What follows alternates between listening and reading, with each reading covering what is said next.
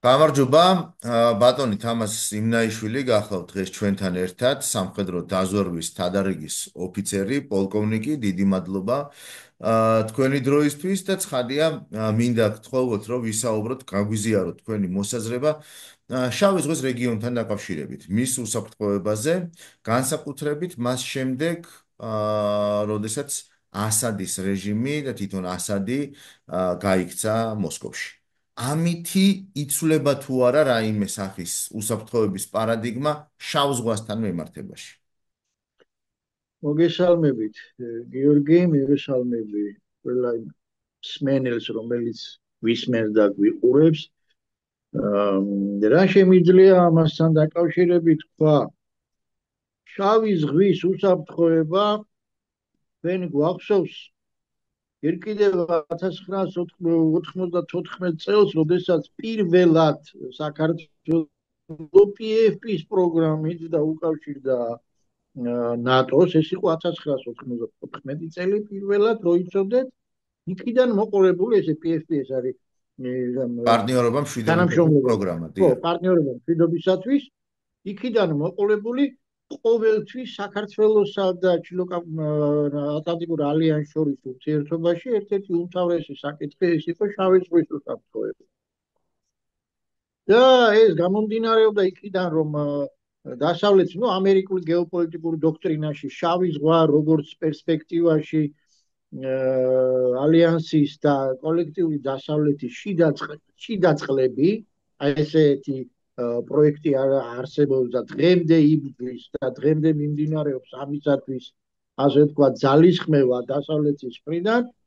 სირიაში ტარტუსის პორტისა და ხმეიმის ავიაბაზის დაკარგვის შემდეგ სრულიად ახალ ეტაპზე გადავიდა ეგ საკითხი და სრულიად ახალი კონტურები მიიღო შავი ზღვის უსაფრთხოების საკითხმა. დავიწყოთ იქიდან, რომ ტარტუსის პორტი ეს იყო, ასე ვთქვათ, შუამავალი შუა რგოლი, შავი ზღვა, ტარტუსი, ხმელთაშუა ზღვა და მერე გადიოდი ოკეანეში უკვე და იქიდან საიდანაც და როგორც შეიძლებოდა დაკავშირებოდა რუსეთის სხვადასხვა უდიდეს პორტებს, გინდა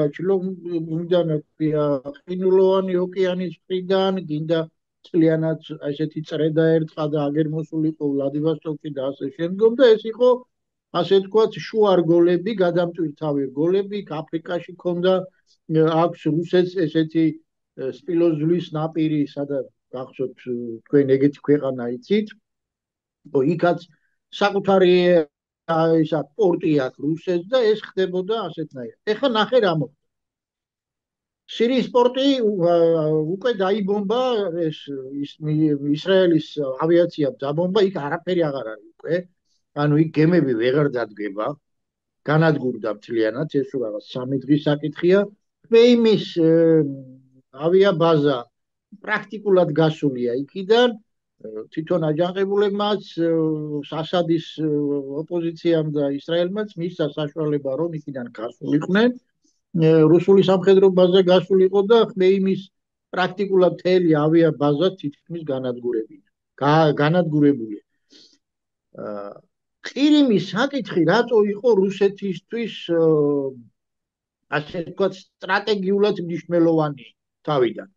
იმიტომ რომ ყირიმი, სევასტოპოლი ეს არის რუსეთისთვის შავი ზღვის ფლოტის ასე ვთქვათ მთავარი შემნახველი საკანი, მოდი ესე დავარქვათ. თავარი ბაზა.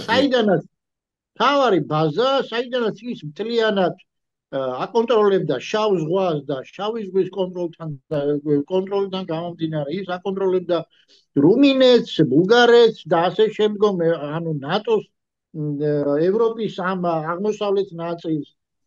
კავშირში ბმაში იყო ესეთი რაღაცა: ტარტუსი,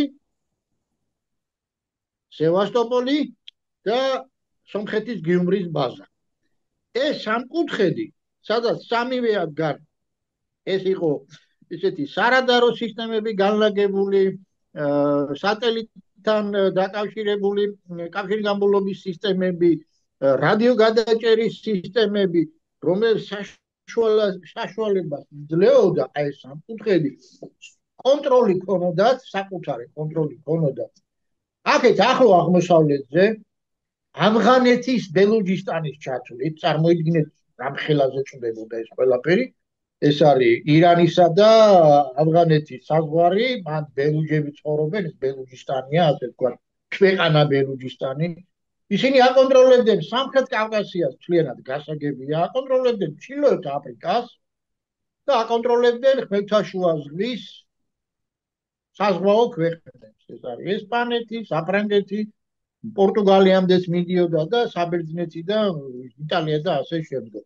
სულ ადრე საბჭოთა პერიოდში და 95 წლამდე, ასე ვთქვათ, სერბეთი იყო თავარი საყრდენი რუსებისა ადრიატიკის ზღვაში, რაც მერე ტარტუსში გადაიზარდა. მანამდე ეს იყო თავარი წერტილი, რომელთაც აკონტროლებდა. ყირიმმა დაკარგა ეხა ტარტუსის საშუალებით, ტარტუსის დაკარგვით და იკარგა ყირიმი. თავიდან ბოლომდე თავისი დანიშნულებით. ეხლა ნახე რატო. ის საზღვაო უპირატესობა, რომელიც ჰქონდა რუსეთს, პრაქტიკულად აღარა დაწყებული კრეისერი მოსკოვიდან, რომელიც ჩაიძირა ის 29 ერთეული წყალზედა და წყალქვეშა საზღვაო ხომალდი, რომელიც აღარ არსებობს დღეს. ტარტუში არსებული იმ 27 ერთეული ხომალდიდან ვერც ერთი ვერ შემოვა შავ ზღვაში. მონტროს კომისიის ხელშეკრულების თანახმად მას თურქეთს აქვს უფლება არ შემოუშვას და უთხრა ვარი, მე არ შემოუშვებ შენ სამხედრო გემებს და ეს თურქეთის ექსკლუზიური უფლება არის და იძულებული გახდა რომ წასულიყო. გიუმრი პრაქტიკულად დაკარგა, აი როგორც ამერიკის შეერთებულ შტატებს ინჯერლიკის ბაზა თითქმის დაკარგული თურქეთში. თუმცა პერსპექტივა რომ ისევ აღდგეს. თურქეთი ნატოს წევრია და გიუმრი, ანუ სომხეთი სხვა პოლიტიკურ თამაშს თამაშობს უკვე. ხო, სომხეთი რა, ოდეკაბეს წევრი იყო და გიუმრი იყო ერთ-ერთი მთავარი, ასე ვთქვათ, სამკუთხედის ერთ-ერთი წერტილი იყო, ასე ვთქვათ, წიბო იყო. მაგრამ როგორც ამერიკელებმა თავისი მნიშვნელობით ინჯერლიკი, არის, მაგრამ თითქმის დაკარგეს. გიუმრი დაკარგა, როდესაც ყარაბახის ომი მოხდა, აზერბაიჯანის მხარე დაიკავა, მისთვის ჩათვალა, რომ აზერბაიჯანი უფრო მნიშვნელოვანია და სომხეთი, ასე ვთქვათ, მიაწოვა საკუთარი ყველაზე სტრატეგიული თანამშრომლობის ქვეყანა, რომელსაც უმაღლესი დონის ჩარჩო ხელშეკრულება გაფორმებული მასთან, იარაღისა და ჯარის დახმარების, ასე ვთქვათ, ჩასმით. გიუმრი პრაქტიკულად დაკარგა და ეს სამკუთხედი მოიშალა. დღეს ყირიმს თავისი არსით უკვე დატვირთვა აღარ აქვს. დავიწყოთ იქიდან, რომ აი ეს პროექტი, რასაც ქვია შავი ზღვის შიდა წყლებად გადაქცევა, საქართველოს გარეშე პროექტი არის დაუსრულებელი. რატო? რუსეთს რაც კი აქვს დღეს შენარჩუნებული, ასე ვთქვათ, ფლოტი თუ ისა რა ქვია, ხომალდსაწინ, ანუ საწყლოსნო სამხედრო ერთეულების წინააღმდეგ საშუალებები, მას შეუძლია თუ წაიღო საქართველოს, შეუძლია დააყენოს აქ და ეს პროექტი აღარ იქნება ისა რა ქვია, დამთავრებული და ეფექტური. რადგან თავარი აქ რა, ინდოჩინეთის ნახევარკუნძულსა და ევროპის კავშირის შორის წლიური ტვირთბრუნვა წარმოადგენს 1.750 მილიარდ დოლარს. აქედან ზოგი არის საჰაერო გადაზიდვები, ზოგი არის საზღვაო გადაწყვეტილი, 60% ხმელთაშუა ზღვისა, 65% სახმელეთო გადაზიდვებისა, რომელიც მოდიოდა რუსეთში. სადღაც 20% მოდიოდა სახმელეთო გადაზიდვების, მოდიოდა სამხრეთ კავკასიის კორიდორზე. და დაახლოებით 15% მოდიოდა, ეს არის არაბული სამყარო, რომელიც ერთდებოდა მერე თურქეთთან. იმ 65%-ის დაკარგვა გამოიწვია ის, რომ ტვირთი უნდა გადმოვიდეს სამხრეთ კავკასიას. ინფრასტრუქტურა, რა თქმა უნდა, ვერ აითვისებს ბოლომდე, უბრალოდ არ ყოფნის ინფრასტრუქტურა სიდიდე, რომ ის 65% საქართველოს აითვისოს და თუნდაც არაბულ სამყაროზე გატარებულმა იმან რა ქვია, მტვირთებმა ითვისოს ეს ყველაფერი. მაგრამ თუ საქართველოს საზღვაო ნაპირი წავიდა ისევ რუსების ხელში, მაშინ ეს სამხრეთ კორიდორი არის გადაკეტილი და ისევ რუსებთან მოუწევს საუბარი, ისევ რუსების კარნახით იქნება შესაძლებელი აი სატრანსპორტო კორიდორი თუ აი სამხრეთის კორიდორი, რასაც ქვია, ეს არის გაზი, ეს არის ნავთობი, ნახშირწყლები, ეს არის სახმელეთო გადაზიდვები, ტვირთები და ასე შემდგომ, ისევ რუსები იქნებიან ამის მაკონტროლებლები და აქედან გამომდინარე ვამბობ, რომ ეს პროექტი არ დამთავრდება, სანამ საქართველოს საკითხი არ იქნება გადაწყვეტილი. რუსეთი უნდა ჩარჩეს ნოვოროსიისკის და სევასტოპოლის ამარა, აქეთ ვერ წამოვა ვერაფრით და ამაში ერთ-ერთი უმთავრესი როლი დაეკისრება ამის შემდგომ უკვე ეს არის ანაკლიის პორტი, რომელსაც გაცილებით მეტი სამხედრო პოლიტიკური დატვირთვა თუ აქვს, ვიდრე ეკონომიკური დატვირთვა. იმიტომ რომ შავ ზღვაზე არსებობს ორი წერტილი, ეს არის ერთი რუმინეთი, ბურგასი და მეორე პერსპექტივაში ანაკლია, სადაც შესაძლებელია ღრმაწყლოვანი პორტის გაკეთება. მეტი შავ ზღვაში ასეთი ადგილი არ არის და ვერც იქნება. ეს ორივე, როდესაც ანაკლიის პორტი აშენდება და ყველა ვარიანტში აშენდება ანაკლიის პორტი, ეს იქნება ბმა ერთმანეთში, რომელიც საბოლოოდ დაამთავრებს შავი ზღვის შიდა წყლებად გადაქცევას. საქართველოს გარეშე თუ დასავლეთის უსაფრთხოების ხოლგის ქვეშ არ არის, ეს პროექტი ვერ განხორციელდება ვერანაირად. ჩვენ რო უყურებთ თითქოს ეს შიდა ამბებია, ეს არქევნები, შიდა ამბებია და რაღაც ისეთი ლოკალური, სუბრეგიონალური საკითხები შეიძლება წარმოვიდგინოთ, არა ნამდვილად ასე არ არის. ძალიან პატარა რგოლია, მაგრამ უმნიშვნელოვანესი რგოლია გლობალური პოლიტიკისა. ტერიტორია, გეოგრაფიული ადგილმდებარეობა, სადაც განფენილია საქართველოს სახელმწიფო. აი ეს არის სწორი განმარტება. იმიტომ რომ უპირველესი ინტერესი გლობალური თამაშებისა, გლობალური პროექტების არის ტერიტორია და შემდგომ არის სახელმწიფო, მთავრობა, საზოგადოება, ეკონომიკა და ასე შემდგომ, ასე 1-7 ასე თქვა საფეხურია. და მე მინდა ძალიან ხაზგასმით ყურადღებით მომისმინოთ და თქვა ერთი რამ. ის რაც ეხლა აგერ ტრამპმა თქვა, რომელმაც იმას ქნა რა ქვია, გაიმარჯვა და 21-ში შევავალოს სახლს.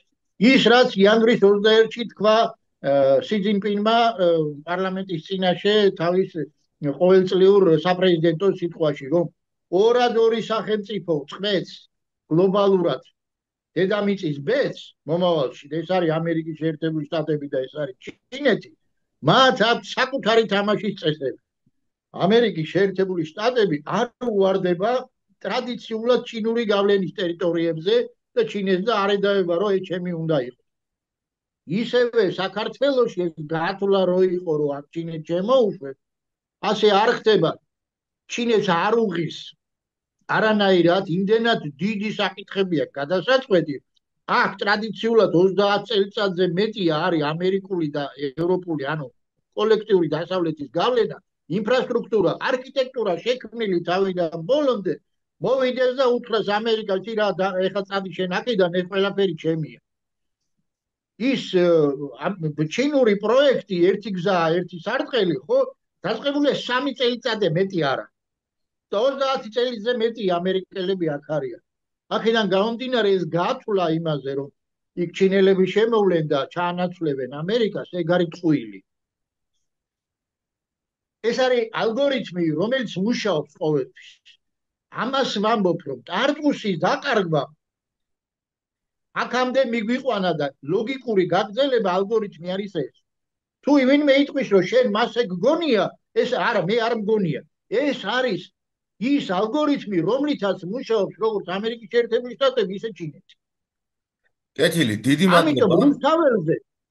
რუსთაველის პროტესტის და ბათუმის და ქუთაისის და ქართული პროტესტის საკითხი, რომელიც საერთოდ უნიკალურია, პირველად ხდება საქართველოში ესეთი პროტესტი, როდესაც სამოქალაქო საზოგადოება, ანუ სოციალური ჯგუფები, ყველა აბსოლუტურად არავინ აღარ დარჩა სოციალური ჯგუფებიდან, რომელიც არ გამოსულიყვნენ, აი ეს საკითხი ყველა ვარიანტში გადაწყდება დასავლური ღირებულებების გამარჯვებით. კეთილი, დღეს დიდი მადლობა რუსთაველზე ბატონ არის, თამას. ხო, დიდი ხო. მადლობა. დიდი მადლობა.